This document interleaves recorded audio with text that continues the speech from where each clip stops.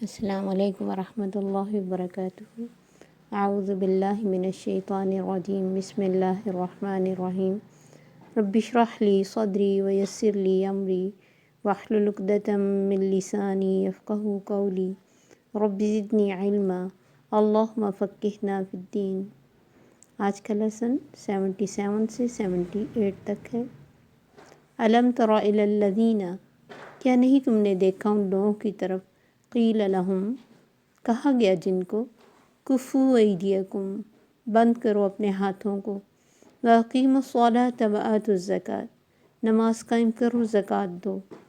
فلما کتبا، پھر جب لکھا گیا، علیہم القتال، ان پر جنگ کرنا، اذا فریق منہم، تب ایک گروہ ان میں سے، یخشون الناس، ڈرتا تھا لوگوں سے، خشیت اللہ، جیسے ڈرتے ہیں اللہ سے، او اشد خشیہ، یا زیادہ ڈرنا۔ وقالو، اور وہ کہتے، ربنا، اے رب ہمارے، لما کتبت علینا القتال، کیوں فرض کیا تو نے ہم پر جنگ کرنا، لولا اخرتنا، کیوں نہ مہلت دی ہمیں، الی اجل قریب، قریب کے وقت تک۔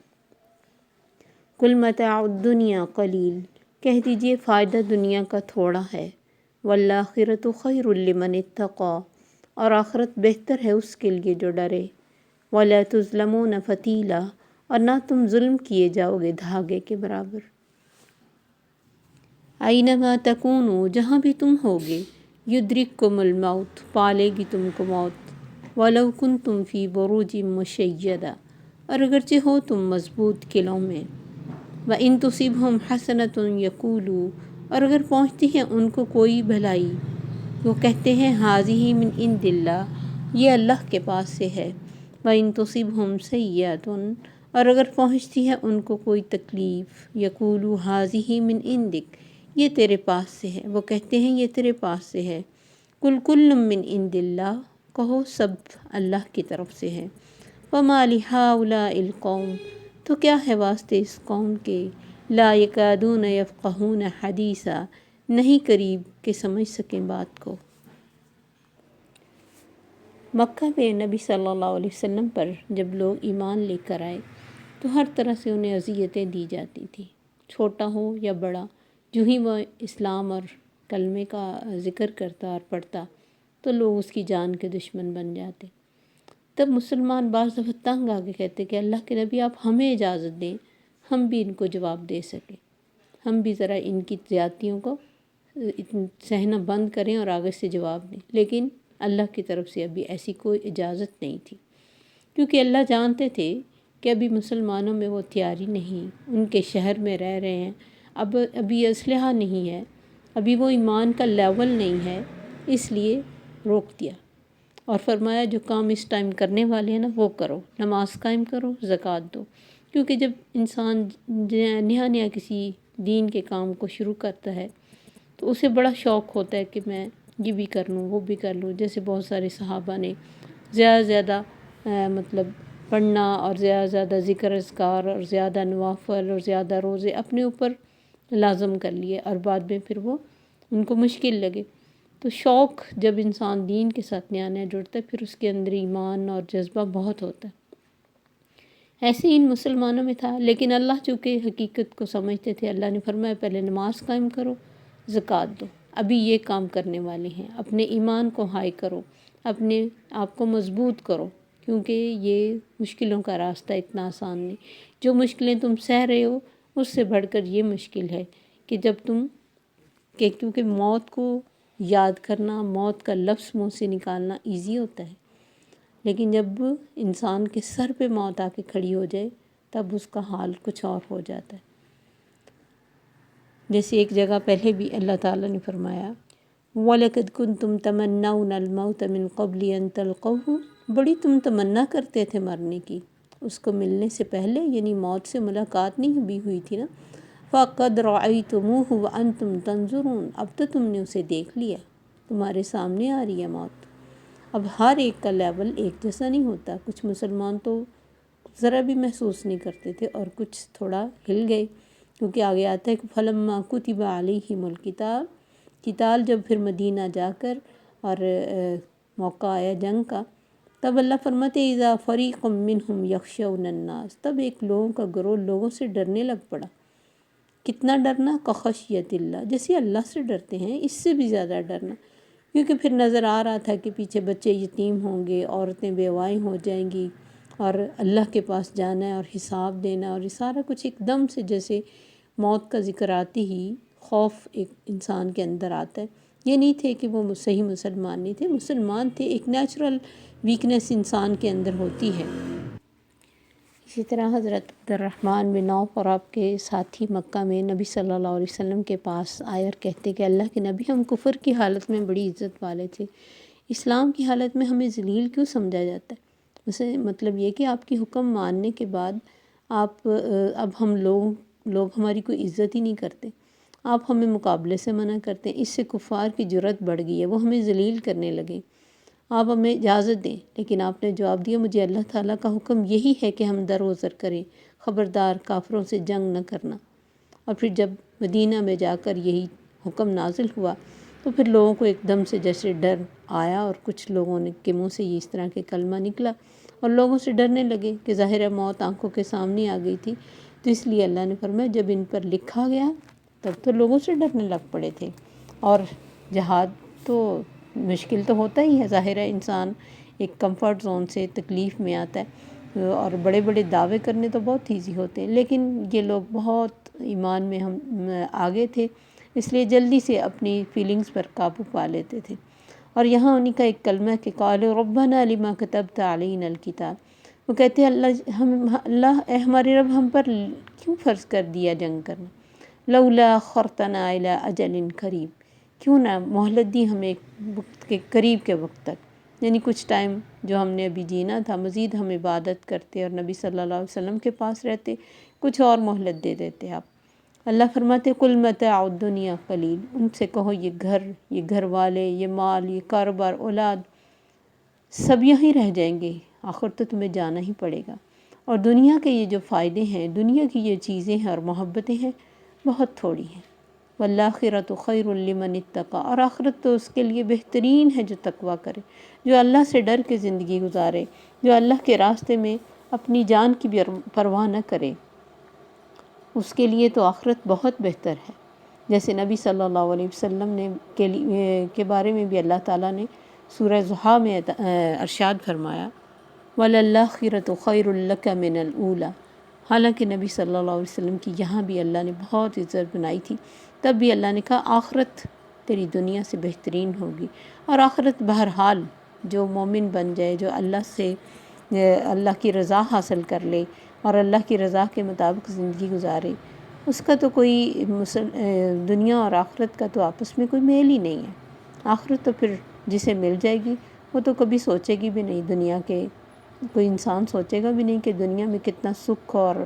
چین اور دولت اور عزت یہ سب کچھ تھی،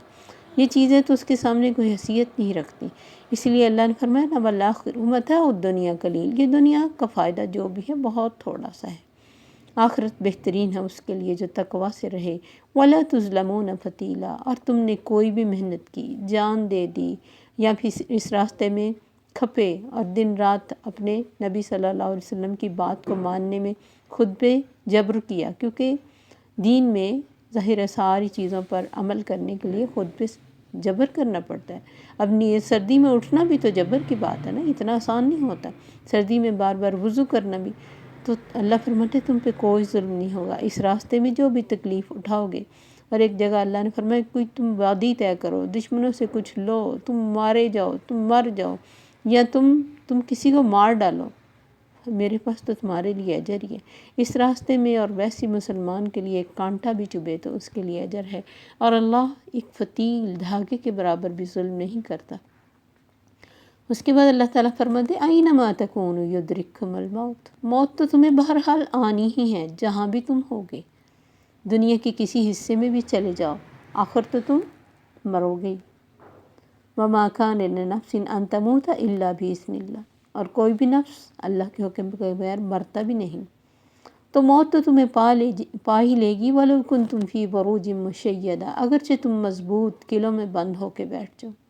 جسے مرنا ہے اسے مرنا ہی ہے، یہ اس کا ٹائم لا یستاخرون ساعۃ ولا یستقدمون، ایک گھڑی تاخیر نہیں ہوتی اور ایک گھڑی جلدی نہیں ہو سکتی، یہ موت تو بہرحال ہر جگہ پہنچے گی، تو اس لیے تم اس جان کو بچا کے کرو گے کیا؟ یہ تو جان ہی ہے۔ وَإِن تُصِبْهُمْ حَسَنَةٌ يَقُولُوا هَٰذِهِ مِنْ عِندِ اللَّهِ، اور کچھ لوگ ایسے ہیں جنہیں کوئی اچھائی پہنچتی ہے تو وہ کہتے ہیں یہ اللہ کے پاس ہے۔ اور اسی بات کو قرآن نے ایک اور جگہ مینشن کیا، وَمِنَ النَّاسِ مَن يَعْبُدُ اللَّهَ عَلَىٰ حَرْفٍ، لوگوں میں سے کچھ ایسے ہیں جو اللہ کی عبادت کے نعرے پہ رہ کے کرتے ہیں، فَإِنْ أَصَابَهُ الْإِطْمِئنَّ، اور اگر انہیں کچھ اطمینان پہنچے خوش ہوتے ہیں، اور اگر کوئی تکلیف پہنچے بدل جاتے ہیں۔ اور یہ قرآن میں جگہ جگہ اللہ نے انسان کی اس حالت کو بیان کیا۔ تو یہاں بھی اللہ فرماتے ہیں کہ جب ان کو کوئی خیر پہنچتی ہے، بارشیں زیادہ ہو گئی، جانور بڑھ گئے، اولاد میں خوشحالی آ گئی، گھروں میں خوشحالی آ گئی، کہتے ہیں یہ اللہ کی طرف سے آئی۔ اور اگر کوئی تکلیف پہنچے تو کہتے ہیں ہاذہ من عندک، یہ تیری وجہ سے ہے، جب سے تم آیا نا، نبی صلی اللہ علیہ وسلم سے کہتے کہ جب سے تم آئے نا گھروں میں لڑائیاں پڑیں اور تب سے ہمارے یہ مسئلے شروع ہو گئے۔ اور اگر انہیں کوئی تکلیف پہنچتی ہے تو کہتے ہیں یہ تیری طرف سے آئی۔ اب آپ یہ دیکھیں کہ ہم تو تھوڑا اس سے بھی آگے چلے گئے کہ اگر کسی کو کوئی بھلائی پہنچتی ہے تو وہ کیا کہتا ہے، پتہ نہیں میری کون سی نیکی کام آ گئی، نہ فلاں جگہ سے بچ گیا، فلاں چیز میری دعا قبول ہو گئی ہے، فلاں کام ہو گیا میرا، پتہ نہیں میری کون سی نیکی کام آ گئی۔ اور اگر کچھ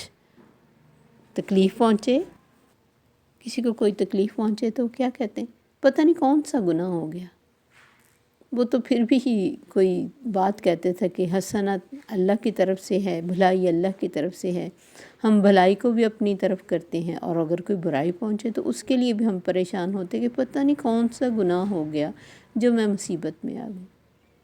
ان سے کہو کل من عند اللہ، اللہ فرماتے ہیں ان سے کہو سب کچھ اللہ کی طرف سے آتا ہے۔ لیکن ایک جگہ اللہ تعالیٰ نے فرمایا وما اصابک من مصیبت فمن نفسک،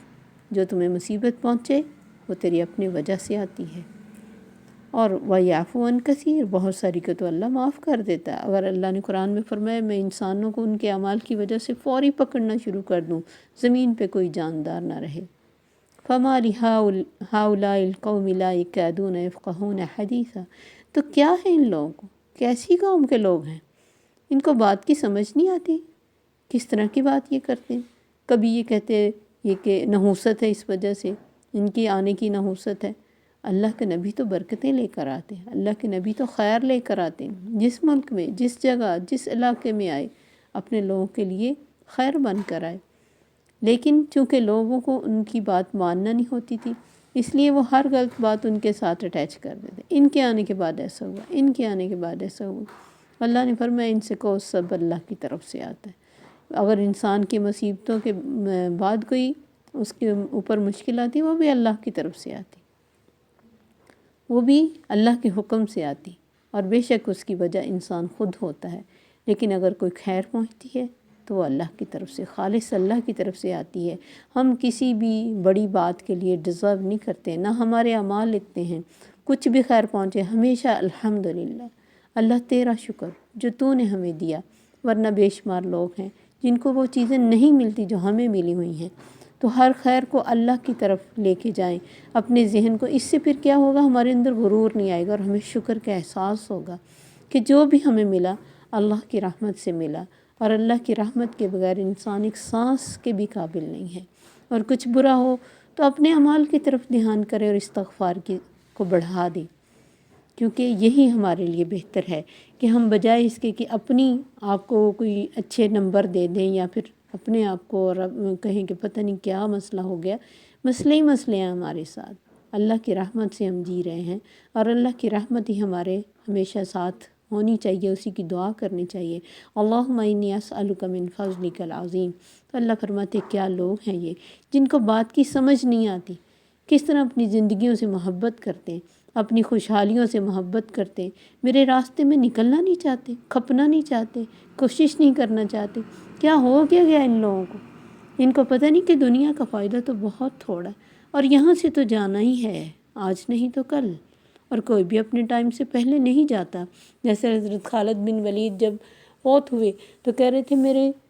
جسم پر آ کے دیکھ لو، کوئی ایسی جگہ نہیں جہاں تیر یا تلوار کے نشان نہ ہو، لیکن میں اپنے بستر پر مر رہا ہوں، میں اللہ کی راہ میں نہیں مرا۔ تو یہ کوئی ضروری نہیں ہے کوئی جہاد کے لیے نکلے یا کسی کوشش کے لیے نکلے تو وہیں ختم بھی ہو جائے، لیکن نکلنے کے لیے ایک بڑا جذبہ اور محبت، یہ سب کچھ ضروری ہوتا ہے۔ اللہ تعالیٰ ہمیں اس بات کی توفیق عطا فرمائے۔ السلام علیکم ورحمۃ اللہ وبرکاتہ۔